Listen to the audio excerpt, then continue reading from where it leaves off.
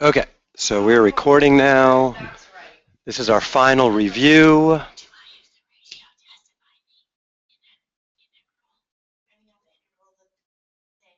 To use the ratio test to find the thing.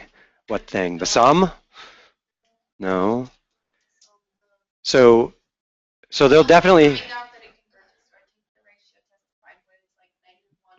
No.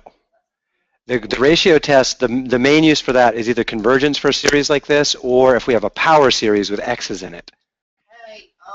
Yeah. So by the alternating series test, right, we can say this converges. Alternating series test. So alternating, just a reminder, alternating series test has 3 steps we got to satisfy. 1, does it strictly alternate? And yeah, it does. Check. It alternates strictly. 2, is it decreasing or at least not increasing? And yeah, I can say that 1 over n plus 1 times 2 to the n plus 1 is less than 1 over n to the n. Check. That's pretty obvious. Okay.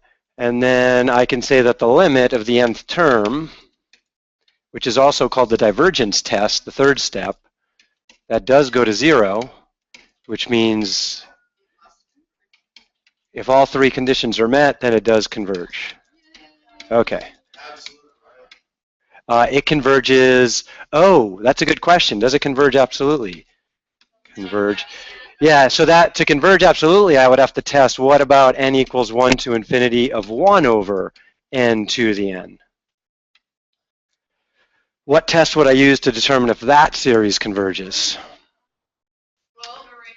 I would use the ratio test. I could also do a limit comparison test on it. If I was doing a limit comparison test, I would compare this to a geometric series 1/2 to the n. Yeah. Because with the n in the bottom, this is going to be less than the sum of 1/2 to the n, which is geometric and convergent, and bigger than this series.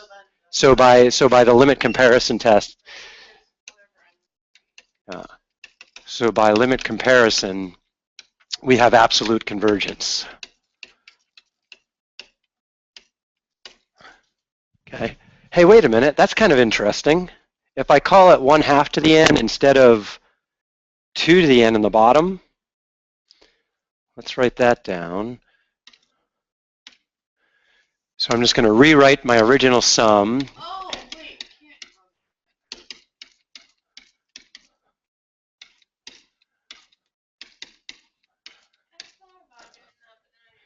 Now doing that makes me think of this. The sum as n goes from 1 to infinity of -1, to the n minus 1 over n times x to the n. Power series. Does anybody recognize this power series?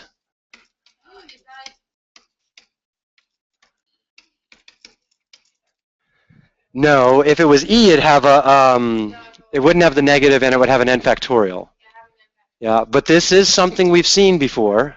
Which one? Remember those special ones I said you should know off the top of your head? This is one of those. Is it the arctangent, maybe?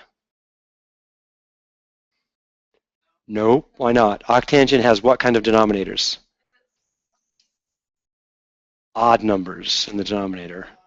It's not tangent or, no, sorry, it's not sine or cosine because those have factorials in the bottom. What other special functions did we find series for? Square root, that had funky, really funky coefficients. Definitely not that. It's not e because it doesn't have factorial in the bottom. Okay, there's one more. Come on, you guys know this. It's not e. That's a hint. Natural log. This is the power series for the natural log. So if that's the natural log of x, what do I have here? Natural log of 1/2. Let's test that theory out.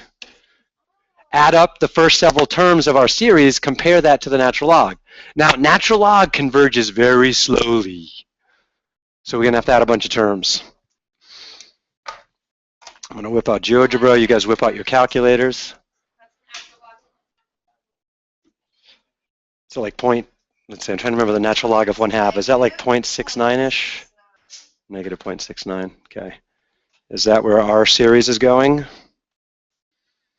So let's do a sum sequence. My expression is -1 raised to the n minus 1. Let's see, divided, oh no, let's see. Yeah, divided by n times 2 to the n, right? All in the denominator. Variable is n. Let's go from 1 to 100. And I get, 0.41. Uh-oh. Natural log of 0.5 is negative 0.69. Oh, I got a mistake somewhere.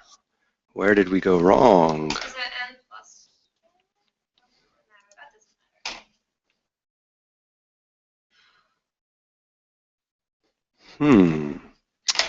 Something went awry. What is it? 1,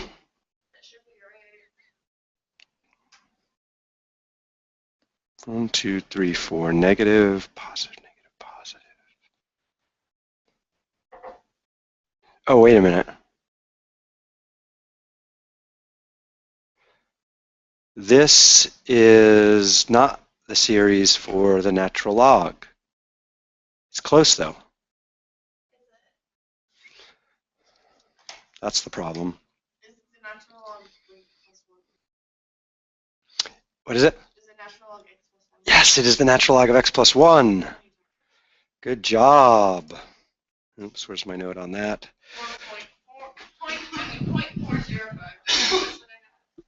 So, amending this, we have the natural log of x plus 1 is what we found. We want x plus 1 to be 1/2.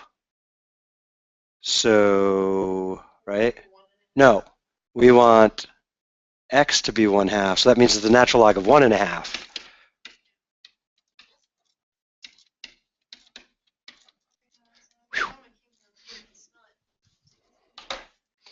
So double checking.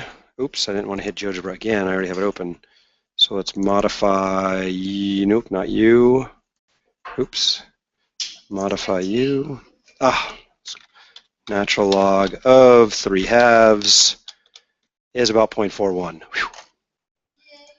Options, font size, let's blow it up so the world can see. There we go, it's a little better. And a few more decimal places. Ooh, that's not bad. 100 places gives me 5 terms for sure. Rounding, let's go 10 places for fun. Oh my, I didn't think it would give us that many places. That's pretty good. That is really good. Interesting. All right, so should we try another one of those? Excellent. Let's see. Oops, need a new page. Oops, where'd it go? There it is. Okay, how about, which looks like a cute one? This one maybe? Sure.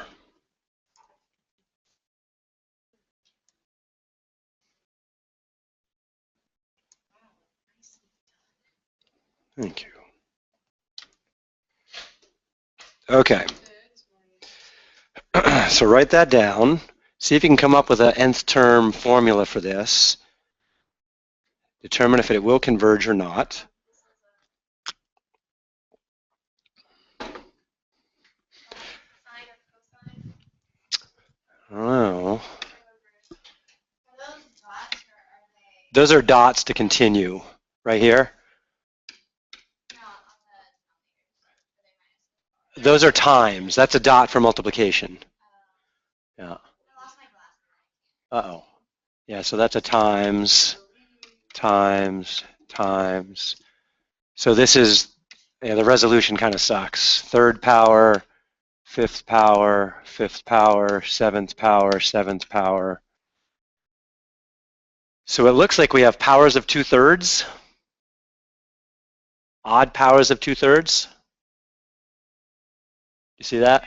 Right? This would be 2/3 to the first. So isn't it 2n minus 1? To the 2n minus 1, yeah. And that would be if I start my sum at 0.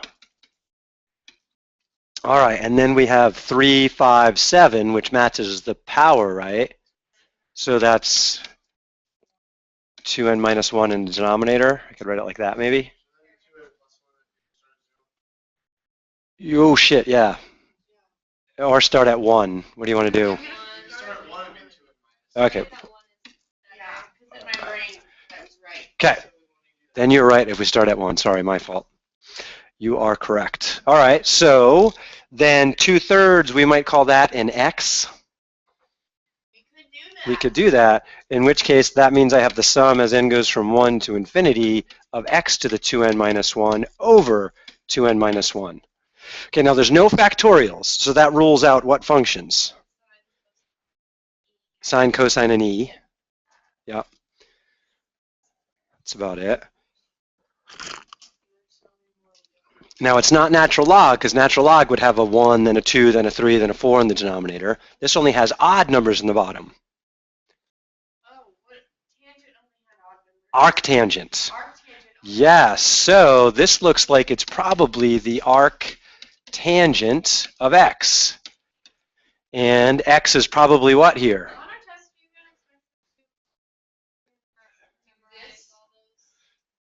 Yeah. You're welcome. There's one of these on the take-home test. 2 of them on the take-home test. Yeah. Oh, I forgot my -1, right? -1 to the n minus 1. Correct. So this will, let's see, this one will also have that -1 to the n minus 1. Thank you, Zach. And so this is probably the arctangent of, let's test that theory to see if it works by doing, summing a few terms and comparing to the arctangent of 2/3. What mode should we be in if we're testing this? Radians or degrees? Oh, definitely radians. Calculus has got to be done in radians, correct. Okay. Oh my goodness. Guess what, guys? What? Never have to change it back to degree again. Physics is over? Physics is over. Okay. And I got an A on my last test. Congratulations on surviving physics.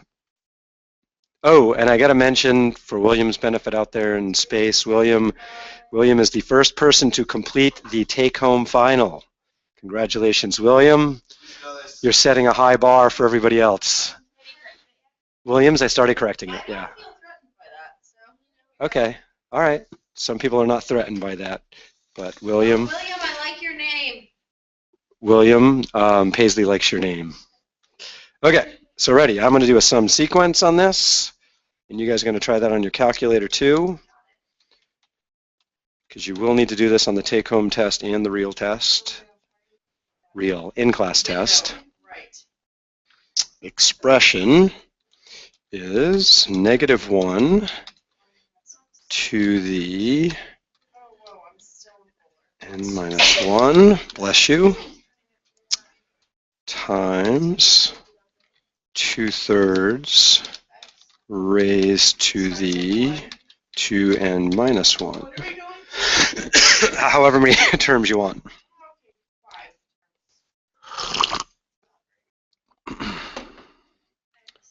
Yeah, the TI could probably handle quite a few terms, but it might take a while. Let's see, and then I need to divide by 2n minus 1, close parentheses. That looks good. As n goes from 1 to, I'm going to go 100 terms. And blow this up for the world to see. Are you going to, do we have to write on the test like how many terms it took us to get there? Do you have to write how many terms? You have to tell me how many terms you added. How many terms I just write down the Mm-hmm. I don't have to like Write the whole formula. No. What? Oh, inverse tangent? Yeah. Oh, okay, so it's. Yay! Hey, actually, even on the fifth term, it's fairly accurate. Okay.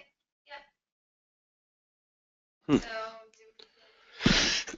Wow, I got 10 terms and it's pretty good at 100. I added 100 terms and it's accurate up to at least 10 places. 41 terms? Cool, 41's a nice number. It's prime. Okay, we're kicking butt. Aren't we? I think so. Peppermint tea helping there? Getting a little more perky? All right, what do I have? I have Breathe Easy tea, which has chamomile, peppermint, slippery elm, cinnamon, a few other things. I feel like just learning of your tea choice. You like lots of different flavors. I do. Well, not always. I like this combination of flavors. I like peppermint. I like chamomile. I like peppermint and chamomile. No, my mother was a health nut when I grew up, and we drank lots of tea. We had no soda in the house or fruit drinks. Yeah, yeah. We buy it on special occasions, but we don't have it in the house otherwise. Okay, ready for another problem? Anna, is yours coming out? So, 23. You just put it on the summing thing? Mm-hmm. So let's do that in the calculator just for fun. And compare that to arctangent of 2/3. That's all right. I'll give you a series. Then we have to find the. Then I would like you to try and find the summation notation and see if that is recognizable as a popular series, power series we've done before. If so, then we can say, hey, we know what converges to. If not, then hey, I can approximate it. Yeah. Jeff, you're missing out on some serious fun here. How are you? Fashionably late, I see. Yes. Something like that. Getting lunch? I was. That's nice. What did you get? Burger. What kind? Same kind of burger that burgers are made of. Well, I mean, like, is there like tea? The double patty. Excuse me. It's a chicken. It's a B and B. Oops. Nice. Like a bacon burger. Ooh. Bacon, pepper. Is there cheese on it? There's cheese, yeah. Cheese is good. Is there lettuce? No lettuce. Oh, okay. Oh, I did something wrong. I got 0. Oh, I see what happened. I don't think that's right. Right, it's not right. I got parentheses in the wrong spot.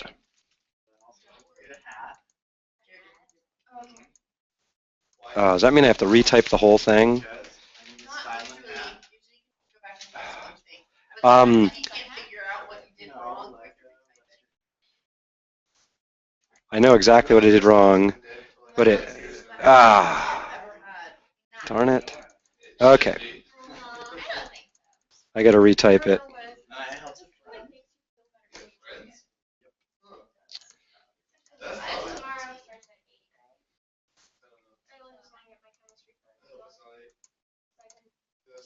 I really want to take a nap. I really just want to go get it done.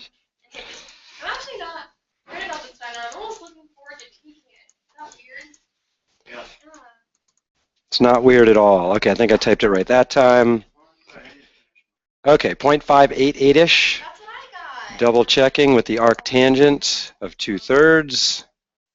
It's about 0.588-ish. Okay, so we did identify the right function this time.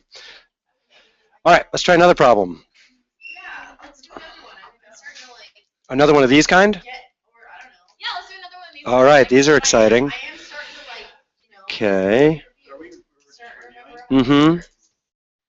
How about this one? Oh, it's a Coca-Cola.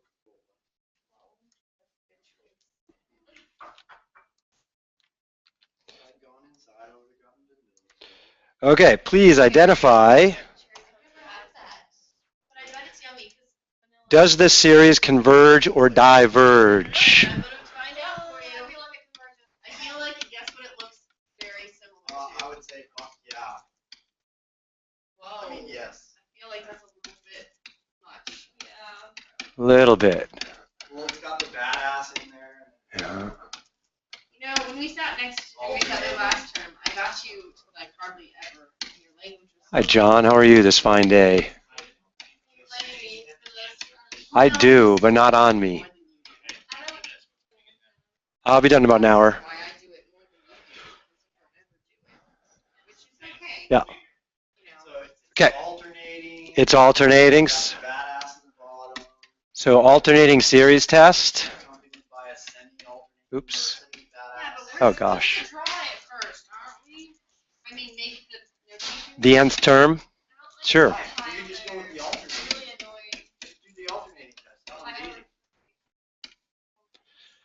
Let's see. So what do we have here? We've got a -1 to the power something. We get a pi to the power. We get a 3 to a power. We get something else factorial. Help me out here. Are we starting with 0 or 1? Your choice, dear. Let's start with 1. 1. Okay, so then my power is going to be what? For the -1, shouldn't it be n plus 1? Sure, that works. And then for pi, I think it should be 2n minus 1. Yeah. And then on the 3, Oops. shouldn't it also be 2n minus 1? And then I believe that's all that I have to tell you. Yeah, 2n minus 1. That didn't come out so good. My pen stopped tracking properly. Why?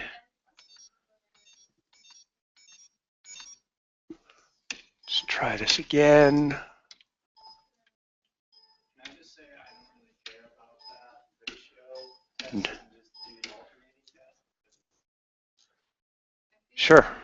You can do alternating test. You could do the ratio test, whatever you like. So again, that came out kind of ugly, so I'm going to try and write it again. What I have is the sum as n goes from 1 to infinity, -1 to the n plus 1, pi to the 2n minus 1, over 3 to the 2n minus 1, times 2n minus 1 factorial. So alternating series test, it does strictly alternate. 2, it is decreasing. Is that pretty obvious here? Yes. Yeah. It's non-increasing. And 3, the limit of the terms goes to 0. I think that's pretty obvious because the factorial on the bottom. Yeah. So this is definitely convergent. Is it absolutely convergent? Yes. Why is it absolutely convergent? So that means we want to check on without the negative. Now we'd have to use the ratio test. I'll tell you because n factorial is badass, so 2n minus 1 factorial is more badass. Why is your language so fast today? Yes, you need to. I had to lift something really heavy. Okay, we'll let it slide for a little while longer.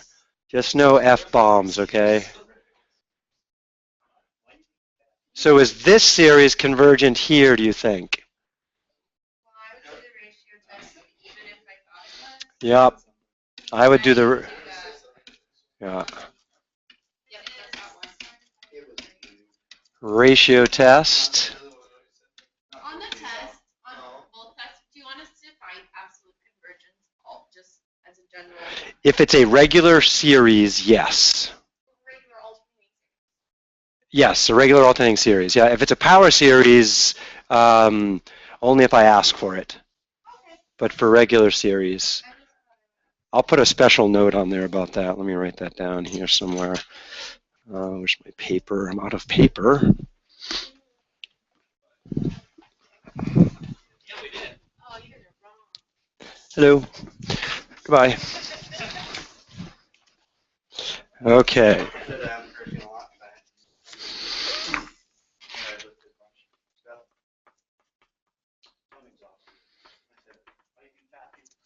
Okay. So let's see.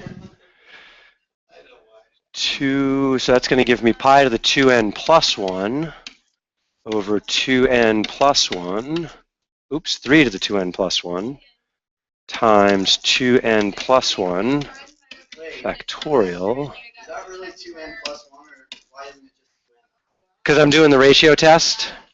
I'm replacing n with n plus 1. And if you, Minus 1, isn't it just add 1 more? no, it's 2 times n plus 1, then minus 1. And if you distribute the 2, you get 2n plus 2 minus 1, which is 2n plus 1. So I skipped a little algebra there. Yeah. So this whole first fraction is my a sub n plus 1. Now I'm multiplying by the reciprocal of a sub n. 2n minus 1, 2n minus 1 factorial over pi to the 2n minus 1. Okay, now we get to cancel stuff, the favorite part. I know, me too. So 2n minus 1 times goes into 2n plus 1 times. What's left over when I divide these guys? No. We'd subtract the exponents, so that would give me 2n plus 1 minus parentheses 2n minus 1. Yes, that leaves a 2 behind, so I will get pi squared when I cancel there. Yeah, and then I'm going to do the same thing with the 3's, which is going to leave what down here? 3 squared. Now the tricky part is what happens with the factorials. What is left behind?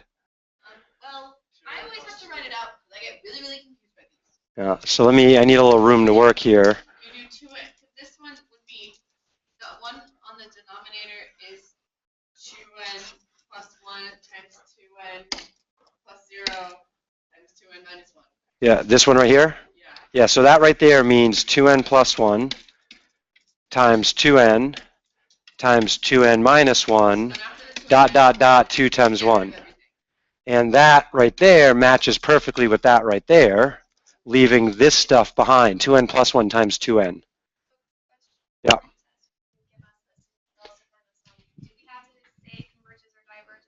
Yes. I will ask that specifically. Okay, on the take home test, it didn't say that, or did it? Because I don't think it said it, just said find the sum, and I didn't do that. Well, if you find the sum, then that means you have implied it converges. Oh, okay. Yeah. I'm just adding that extra question here explicitly as a review, because I want to make sure people know their different tests.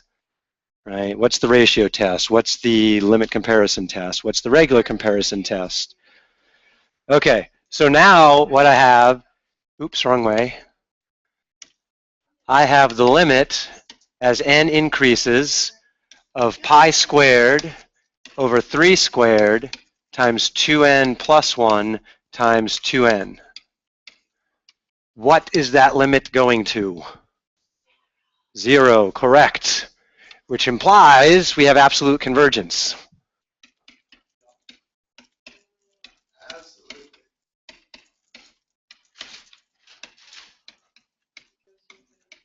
Or the alternative way to say that is the absolute value of the series converges. You know, even though I remember when we learned about this, you told us it doesn't,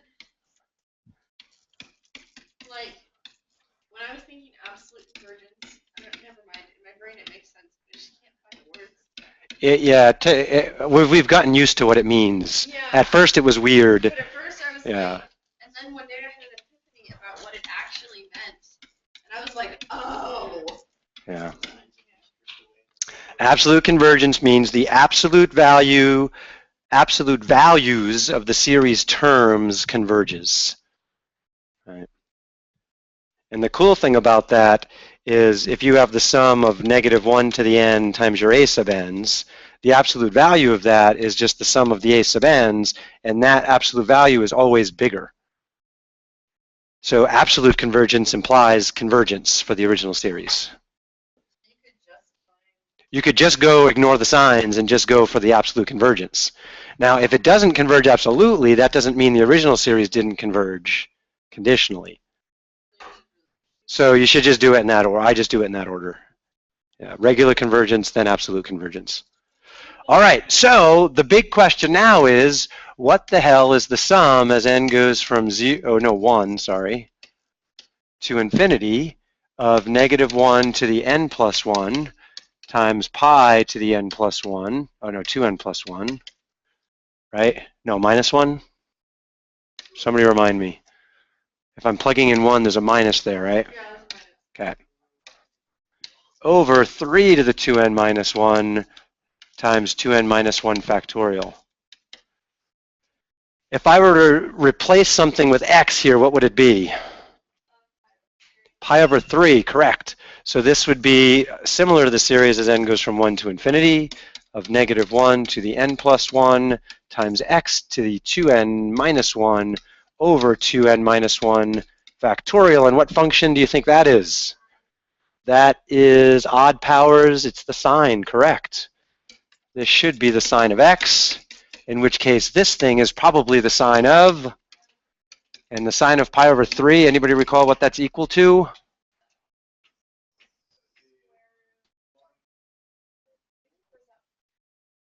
Square root of 3 over 2. Okay, so now we are going to test numerically whether our original series, where the heck is it, way back there, is equal to the square root of 3 over 2. Let's add some terms. You already added terms? Yeah. Oh, you're way ahead. All right, so I'm going to catch up here. I'm going to type it into GeoGebra because GeoGebra is easier. Sum sequence -1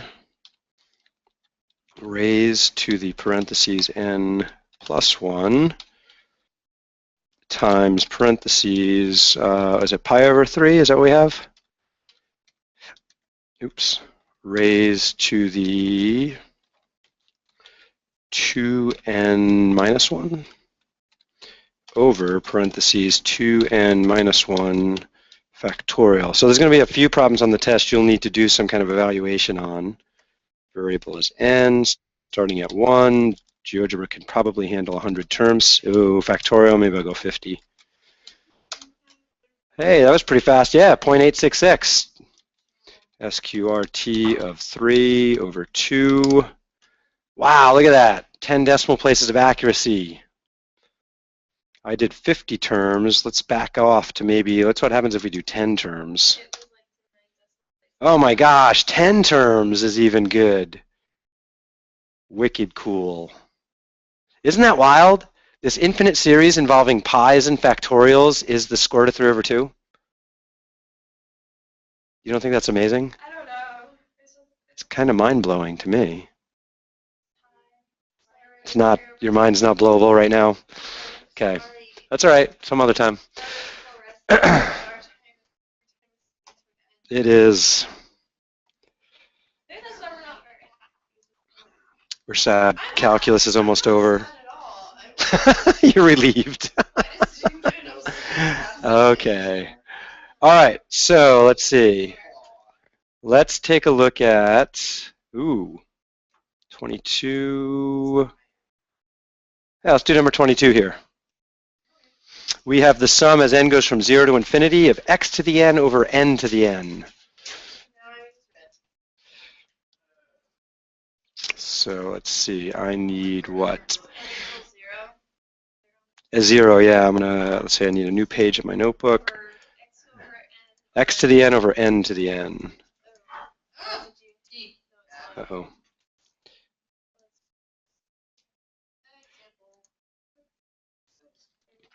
Okay, so we want to find the radius and interval of convergence. Oops. You think the radius is infinite?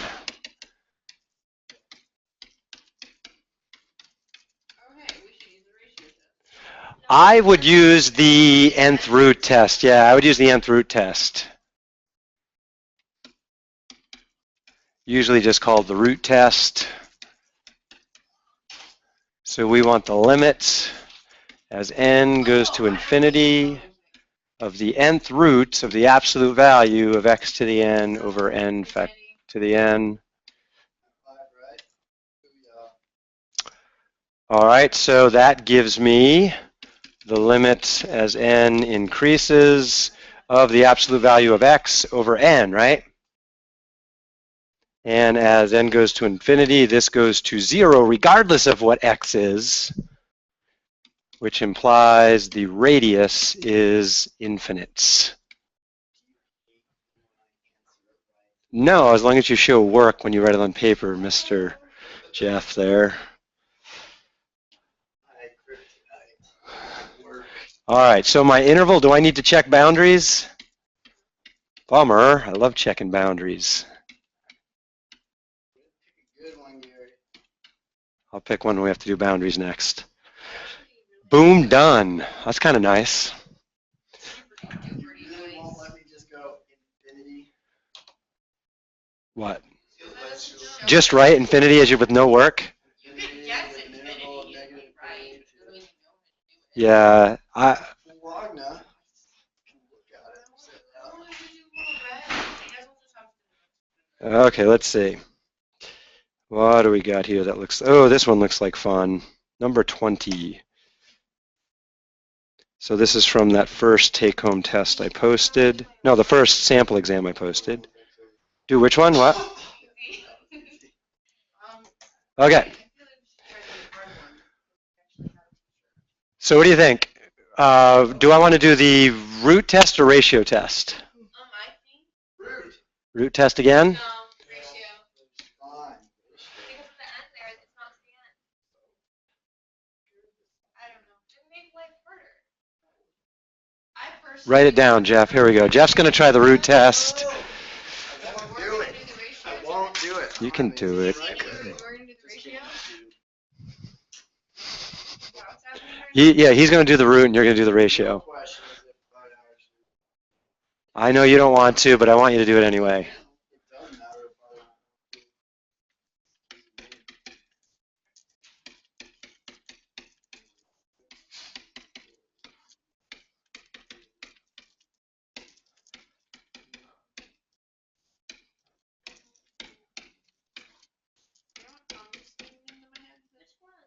Somebody that I used to Who? know. David, Ferdinand one? Oh, gosh. Okay, so I get.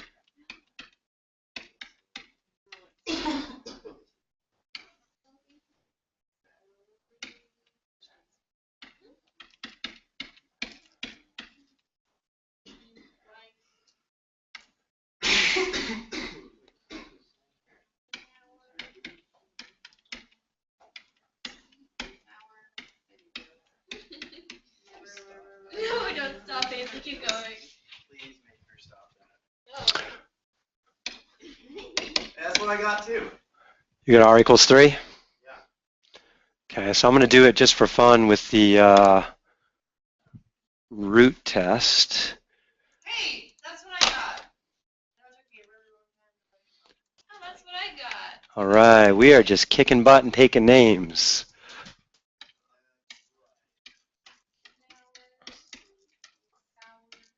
The root of n, the nth root of n. You're right, it is. Well, then why would you be scared? Scared. I don't really like square roots. I'm not friends with them. But I feel like the root test would have been easier. Then why did you say no? You didn't want to do it because it looks scary.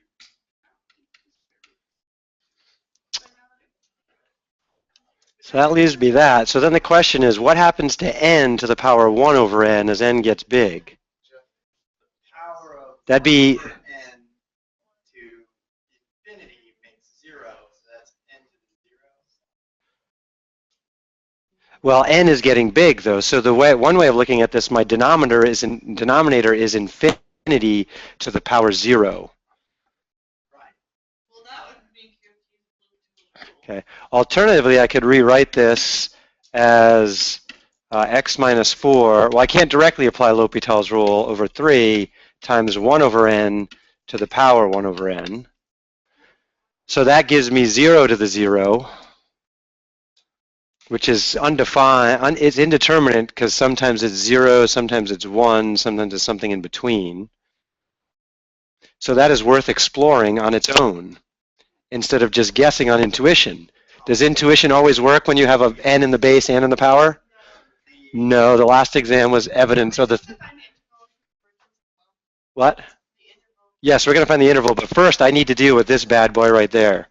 I am not convinced that Jeff's intuition is right, even though I know it is. So I need to find what is the limit as n increases of 1 over n to the power 1 over n. So what do I need to solve this? Natural log. I'm claiming it has a limit, so that'll be equal to the natural log of whatever the limit is. So that's going to give me the limit as n increases of 1 over n times the natural log of 1 over n.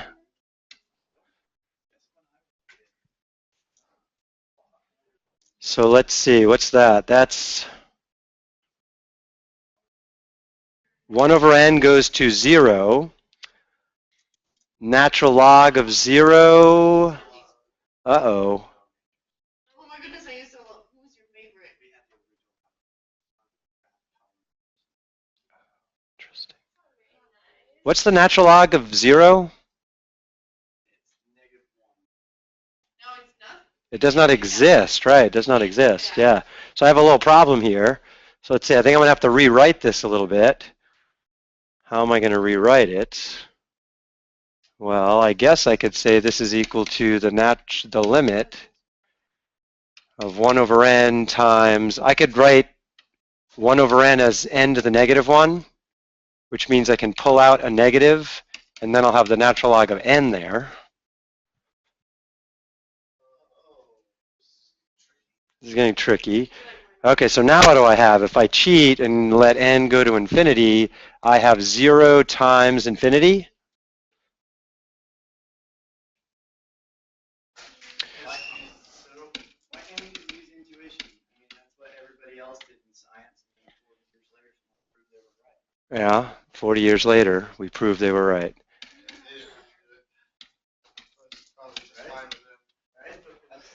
Okay, finally I can apply L'Hopital's rule here.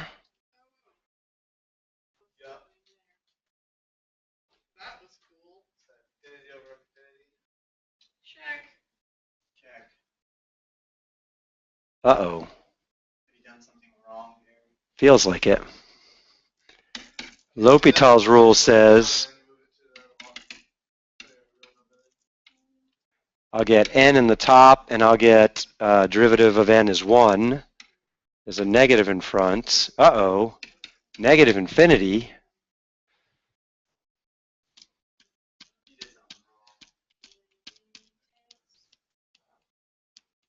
Huh.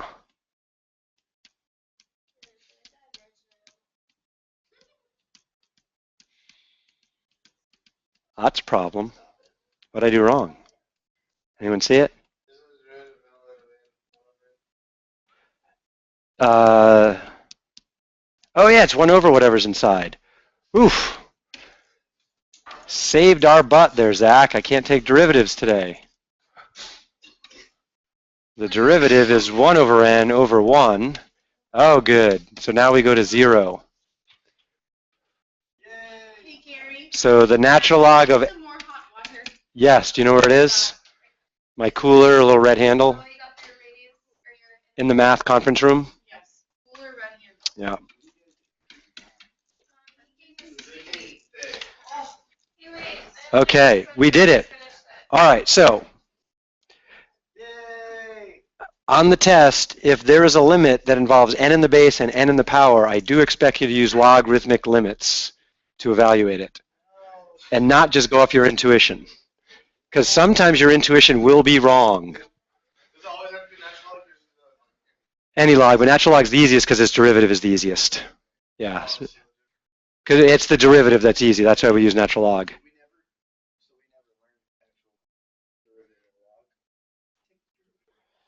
The derivative of a general log of log base anything of x is equal to 1 over x, I think it's times the natural log of b, or divided by the natural log of b. Let's see. It's divided by the natural log of b. Whatever the base is, yeah. Because you can rewrite log base b as ln of x over ln of b. And so the ln of b just gets carried along as a constant.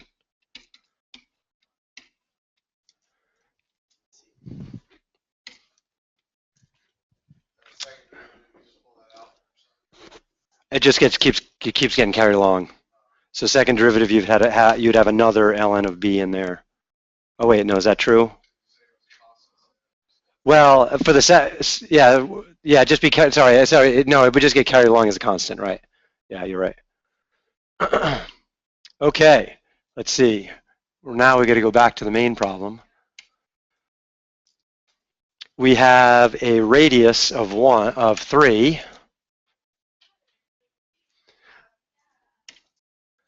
So I have the absolute value of x minus 4 is less than 3, which means x minus 4 has to be between 3 and negative 3, which means x has to be between 7 and 1. So now we have to check endpoints. So let's see, if we plug 1 in there,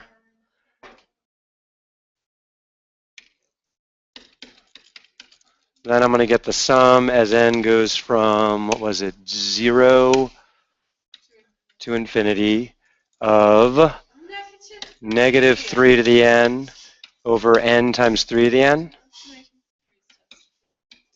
which is negative 1 to the n over n.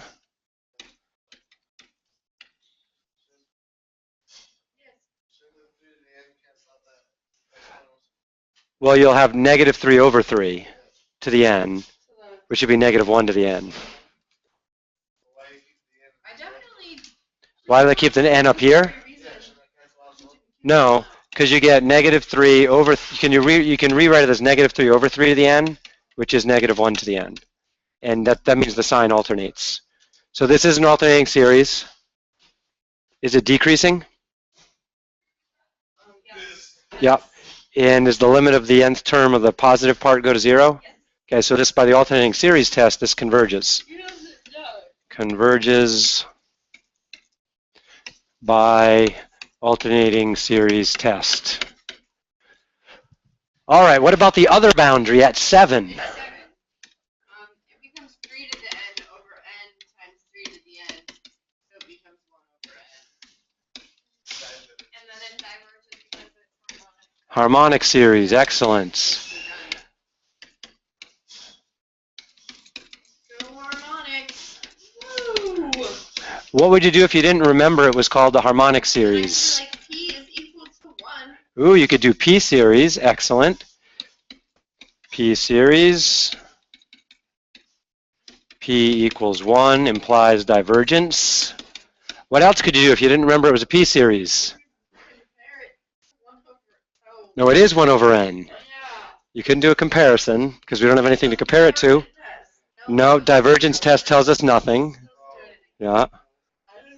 Integral test. I just always remember this, I don't Yeah. have to do it. So those are your options for this one. It diverges because it's the harmonic series. It diverges because it's a p series with p equals 1, or take the integral of 1 over x dx as x goes from 1 to infinity, and show that goes to infinity also. Those are your alternatives here. Cool. Yep. All right, let's do another one. It depends on the integral. I like it sometimes. Yeah. Okay, I don't blame you. All right, let's take a look at, sine centered at 0. That one's easy. We can all do that. Fourth degree Taylor polynomial for the square root of x. We've beat that one to death. Find the sum to the nearest hundredth. Let's do this one.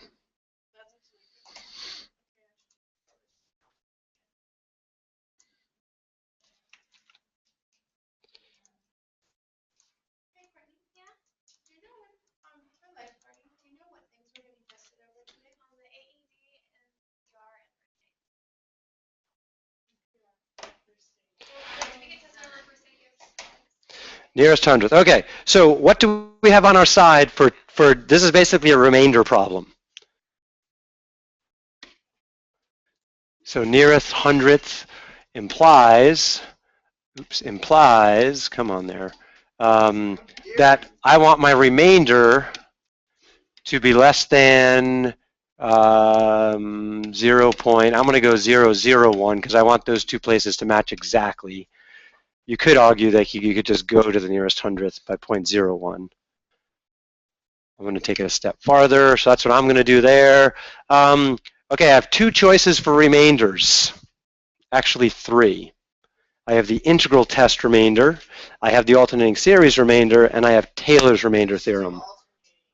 Yeah, if you can do the alternating test, do that one because it is the easiest one. Okay. So alternating series remainder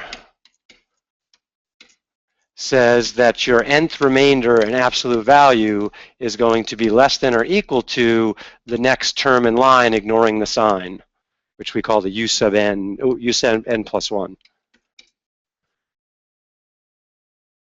So that means we want the next term in line. That would be, see, an absolute value. That would be 1 over n plus 1 factorial. And we want that to be less than 0.001. There is no algebraic way to solve factorial, so it is a guess and check. Sorry. Any teacher in the past that said guess and check is not a valid problem-solving strategy was wrong. It is. Let's try 5. Excellent. So if n equals 5, then I do 1 over 6 factorial. 1 divided by 6. Math, probability, factorial. Hey, yeah, well, that's actually just a hair bigger than 0.001, but to the nearest hundredth, it's probably close enough anyway, so we could get away with it. So n equals 5 is probably sufficient. We're going to test it in just a second. So I'm going to say n equals 5. Personally, what's the big deal about going one step farther? I know the online homework would give you points off for that, but I wouldn't. I'd be happy with that as long as you can justify it somehow. Why did you choose 7? Why did you choose 6, and so on? Yeah. It's just like I just wanted to choose 5 because 5 is a happy, joyful number. Right, because if you just said 5 is a happy, joyful number, then I couldn't give you credit for that. But if you said n equals 1,000,000, well, we don't have a computer that can do that. I don't think my computer could do 1,000,000 terms. You would just write down, so here, I would make a note, let n equal, what did we say, 5? And then that gives me 1 over 6 factorial is approximately 0.0013-ish, which seems close enough. Or you might say, ooh, I don't like that 3, I'm going to let n equal 6. Okay. So that's fine too, yeah. So then on my next page, oops, yeah, that's enough. I'm gonna go with n equals 6 just because I'm gonna be overly cautious. So now I actually want to find what is the sum as n goes from, what did we start there with? 1 to 6 of -1 to the n over n factorial. I get that right? Yeah.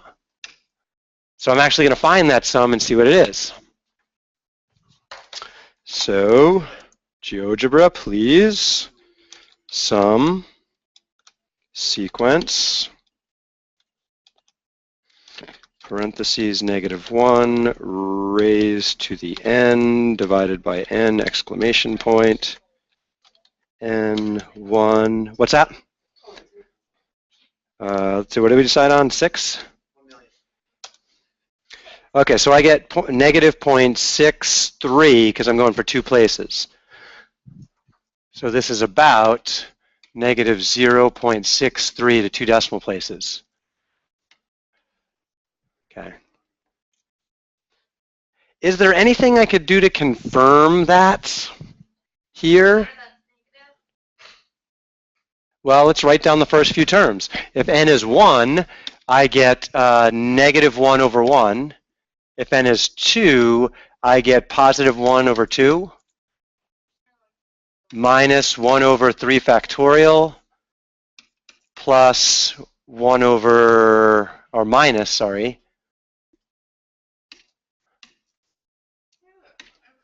minus 1 over 4 factorial, plus 1 over 5 factorial, minus 1 over 6 factorial.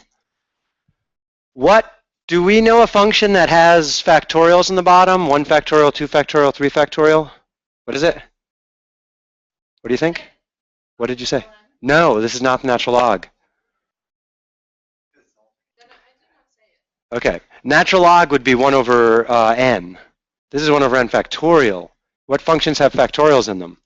E, sine or cosine. Now sine has even powers or odd factorials. We have all factorials. So this is a variation of e to the x. Now e to the x is the sum as n equals 0 to infinity of negative 1 to the n over n factorial, which equals, oops, that would be actually e to the 1. Oh shit, that's wrong. If I put an x here, sorry. There we go. Yeah. Yeah, it is. E to the x. Yeah, that's e to the x. And so that gives me 1 plus x squared over 2 factorial plus x cubed over 3 factorial and so on. So what do we think x is here? Oh, I'm guessing. Yeah, okay, so let's go with that. X equals negative 1. Now, I got a problem, though, because notice the third term here has a half in it, but the second term there has a half in it. If I plug negative 1 in here, I'm going to get 1 minus 1 plus 1 half minus 1 sixth plus 1, oops, I got something out of line there. My signs are off. Should be plus minus plus. There we go. Plus 4 factorial minus 1 over 5 factorial, blah, blah, blah. So what's missing up there? What's missing? Down here and up here. Yeah, which is this first term, the 1. So so my guess then is that this number right here is e to the negative 1 minus this 1 right here that should have been there. Well, I'm gonna test the theory.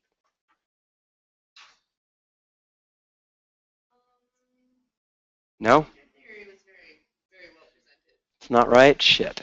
No, it's not. Damn. 1.7. Darn it, I feel like that's too far away. Hmm. Maybe. I was really excited. Oh. Quit doing it wrong. Oh wait, maybe I did it wrong. Quit No. doing it wrong, Paisley. 1, Oh, did I wait, I get, thought you were close. You were like, you're right. I am right? Yeah, you're right. That was me. That's, oops, I hit GeoGebra button an extra time here. Leading you wrong. Let's see, e raised to the power negative 1, that probably needs parentheses. Oops. Then minus 1. Oh shit. Wait, why is it wrong now? It was right. Why is it wrong? That's wrong. Gosh darn all this wrong. None of us know the answer. Hmm. E to the, Got it. It's a plus What? one. e to the negative 1 is a positive number, not a negative number. When you go 1 over e to 1 and then. It's 1 over e, yeah. 1 over I e. get the answer. What the hell? If you go 1 over e to the 1, then subtract. Wait, did you subtract by 1? I Well- subtracted by 1. Somehow it's telling me 1 over e is a negative number. Oh, because it's using that e right there. Oh, shit. Wait, I just got it. Is that right? It's not using the e. I'm going to use the calculator. Yes, you are correct. Yeah. So what is it? Second e to the negative 1, then minus 1. GeoGebra's screwing up on me. There it is. Negative 0.63. So it does work. See, it's right. Yeah. Yeah, GeoGebra's using, when I type E, it's saying E is negative 0.6-ish, not E 2.7, blah, blah, blah. So the GeoGebra's confused. There's got to be another way I reference E here. Oh, probably this E right there. There it is.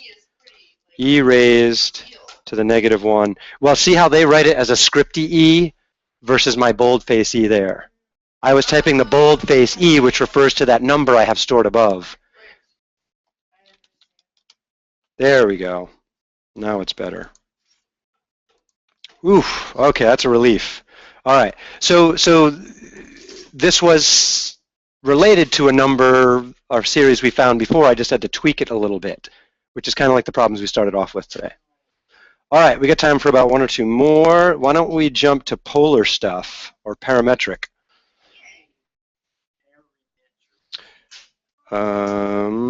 Differential. Oh, by the way, on one of the practice tests, there's differential equations. You guys could ignore those because we did not cover differential equations in Chapter 9. I covered them last year. I didn't this year. No big deal. Okay, let's see. Ooh, here's a fun one. Sketch and identify the path of the point P if x equals this and y equals that. Let's give that a shot. Let me blow it up on a new page so you can read it better.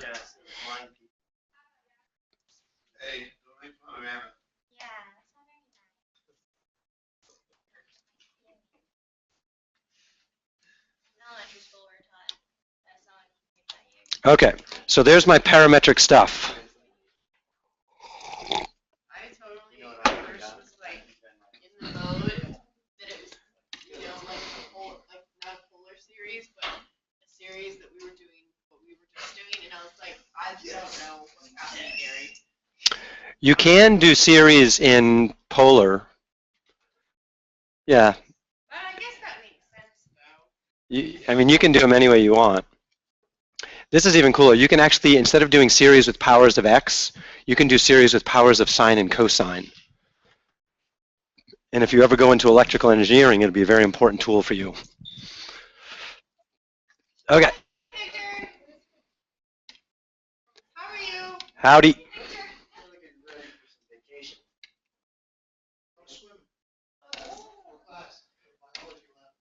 Oh, awesome. Testing your heart rate? No? Oh. Oh, cool.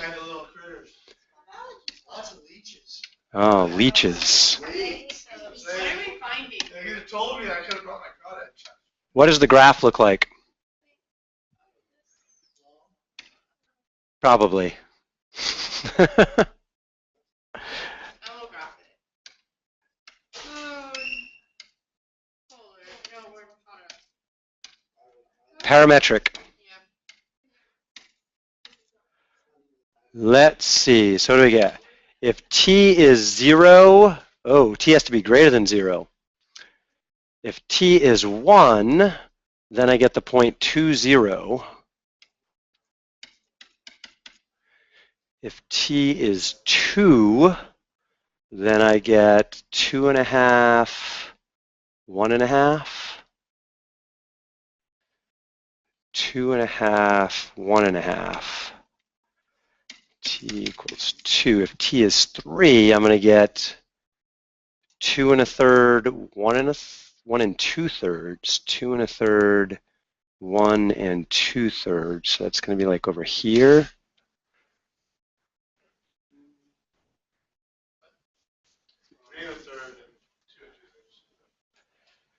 Whoa, that's an interesting looking graph.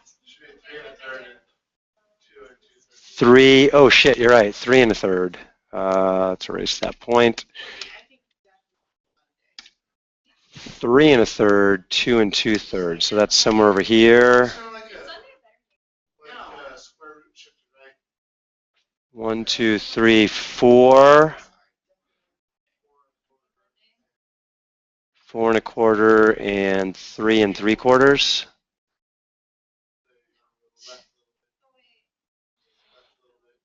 Left. 1, 2, 3. Oh, 4 1/4.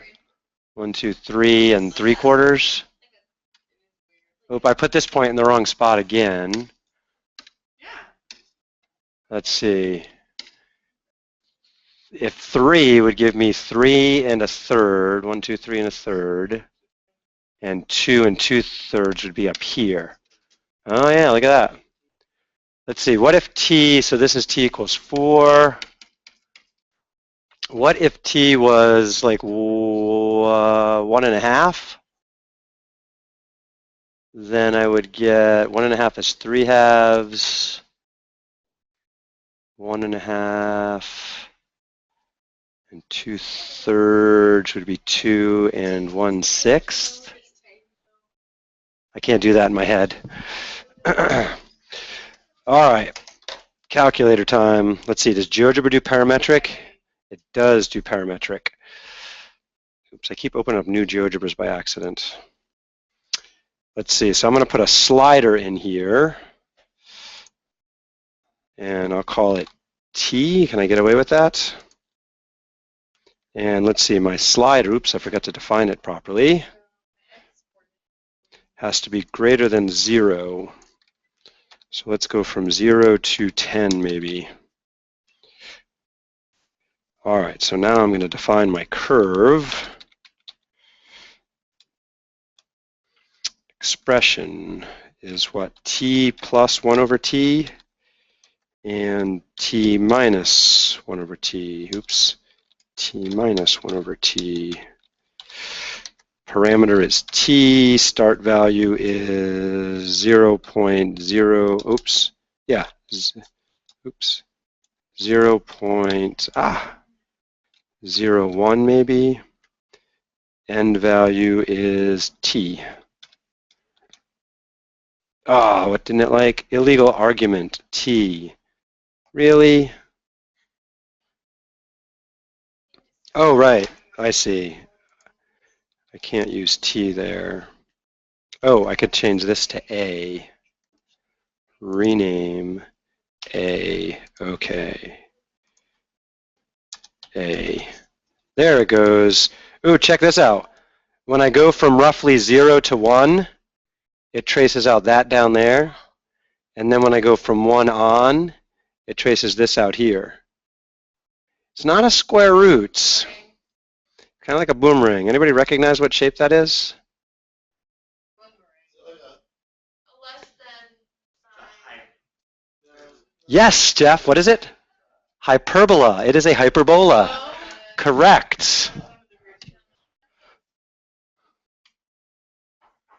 Hyperbola is what this sucker is. That means it's going to have a slant asymptote. My guess is the slant asymptote is what? Let's test. I bet it is x minus 1 on one side. X minus 1, am I right? Oh, I'm totally wrong. Totally wrong. Maybe it's just x. It's probably just X.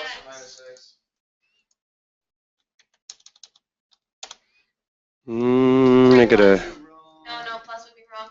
It could be 1/2. Oh, that looks like it might work.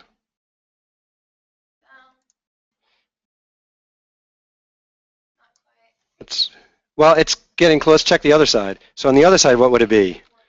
Negative x?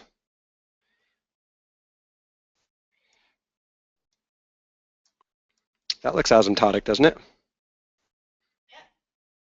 Okay. So we would have to do a whole bunch of algebra to prove that. We're just guessing. Do I feel like doing that algebra? No? Okay, what other question we were asked here?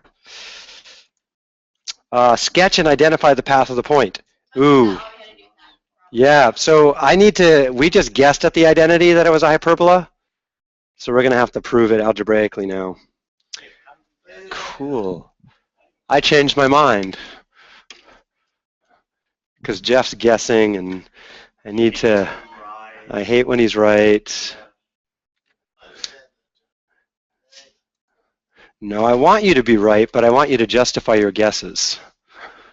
All right, so to prove it is an ellipse, I would have to get this as a Cartesian function, which means I have to solve for t somewhere.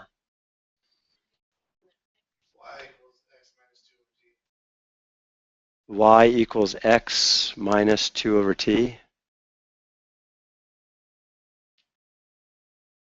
Say that again. How'd you get that?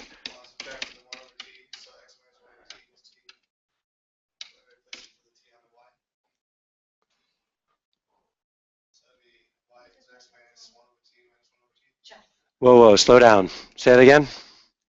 Solve for t on the x side. You solve for t on the x side. Okay, the problem is there's t's on both sides. Yeah. So that's not helpful. T plus 1 over t equals x. Yeah, so here's what I'm going to do here. I'm just going to, let's see. I got to get the t out of the denominator there. Oh, crap. It's not what I meant to do. Let's move this for a minute. I see a couple ways to pull this off. If I take this equation here and I multiply by t, then I'll get tx equals t plus 1. Then I can bring this t to the other side. So then I get tx minus t equals 1. And then I can factor the t's out. So I get t times x minus 1 equals 1. So t equals 1 over x minus 1. Now I can replace the t's and the y with this shit. So then y is going to have to be equal to 1 over x minus 1 minus the reciprocal of that, which is x minus 1 over 1.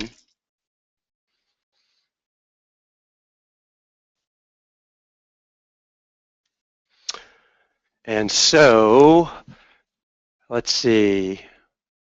I could deal with, I guess the easiest way to deal with this. What? Oh, because for 1 over 1, x minus 1, yeah, I don't want to go with Taylor series here. I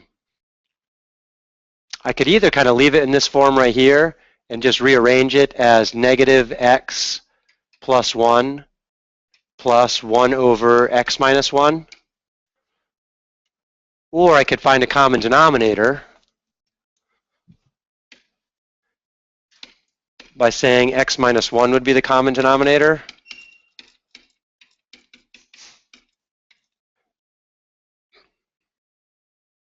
In which case I'll get 1 minus x squared minus 2x plus 1 over x minus 1.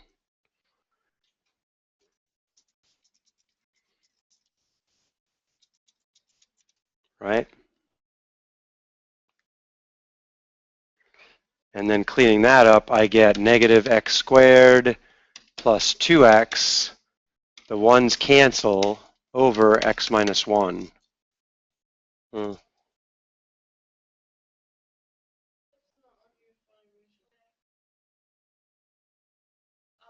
Oh, that's interesting. That's not what I expected to find. If the bottom one is true, then this right here should be the slant asymptote.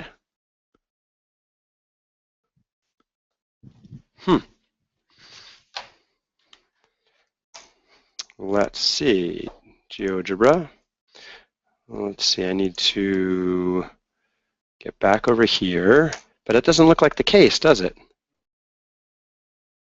Let's hide these guys and do, what did I say, negative x plus 1? That is definitely not the asymptote. I have an error somewhere in there. Hate when that happens. Let's see. Oh, shit. I can't multiply. I screwed up the first step in red. What did I say I was doing to both sides here?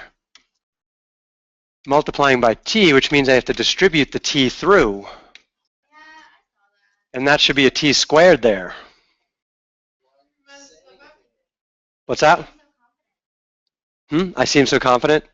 Oh, I'm always confident until I'm not.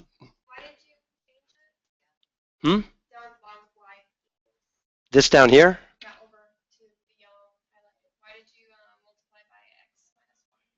Here? Oh, I just decided to rewrite it as a regular rational function to see if that gave me any insight into what it looked like. And no, these are both wrong. All this is wrong because of that first step. It should be a t squared there. Because I had to multiply both sides by t here. Cancels there, but that gives me a t squared there.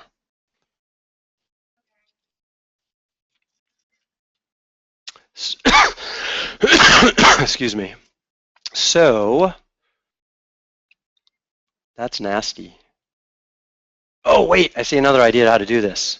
Let me come back to that in just a second. Check this out. This might work. Zach gave me an idea. Oops, I didn't mean to copy everything. How did I do that? That was weird. What did I just do there?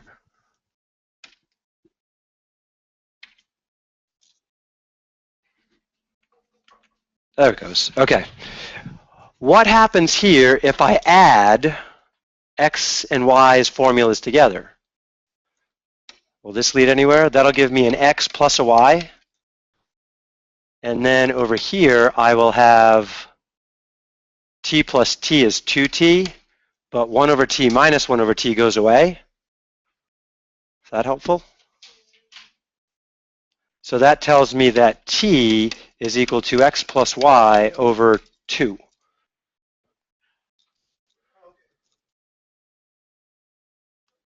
So then I could try substituting that into this equation. So I'm going to get y equals t, which is x plus y over 2, minus the reciprocal of that, 2 over x plus y. Oh, this will work. I'm pretty sure. You said you loved algebra, right? Come on, wake up. Help me out here. I would want to get rid of my denominator by multiplying both sides by the common denominator, which is what? Yeah, 2 times x plus y. Yep. So on this side, I will then have 2 times x plus y times y. On this side, the 2's cancel there, which leaves me x plus y times x plus y. On this one, the x plus y's cancel, leaving me a minus 2 times 2. So I just probably put a 4 there.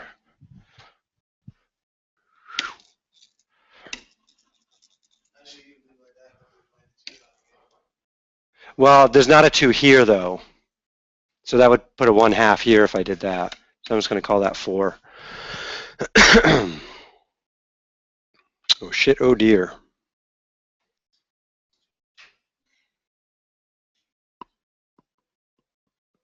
Oh, I think this is getting better. So if I distribute the y and the 2 in here, that's going to give me 2xy plus 2y squared. On the other side, I'm going to get x squared plus 2xy plus y squared minus 4. And what's good about this?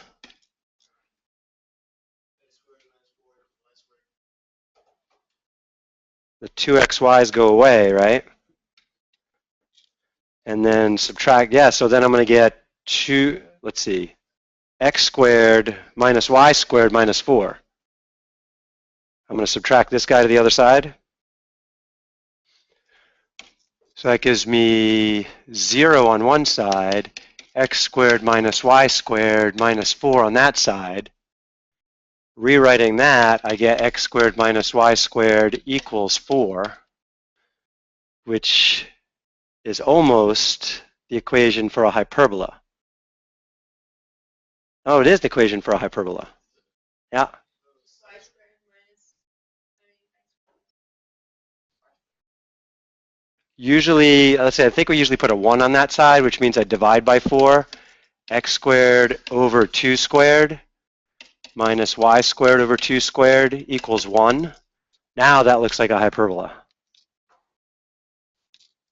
Man, that was difficult. That was. Wow. I put that on the final last year. oh, dare I feel you. bad for those kids. Or was it the year before? I must have been in a tough mood that year. Must have had some You didn't do that to us. Must have had some chatty students like Jeff in class that made me want to just kick some butt. All right. I put you to sleep on that one. Sorry. I actually had some questions for you about hashing algorithms. Ooh, gosh, hashing algorithms. I tried to write one the other day and I failed miserably. I wanted to understand the whole entire concept. So I was looking at the Bitcoin system. Yeah. Okay, we can talk about Bitcoins later. So we're out of time for fun with this stuff now. I've got a couple examples exams up there. I'd recommend trying them. You get your take-home exam that's up there, and you have it in print. You need to get that done soon. If you need answers for any of those, email me and I will provide them. But I don't have answer keys available yet. And then our exam is scheduled for 1 o'clock on Tuesday. If you want to take it at a different time, then contact me so we can make arrangements. Wednesday is the latest you can take it. Wednesday is the latest you can take it. Correct.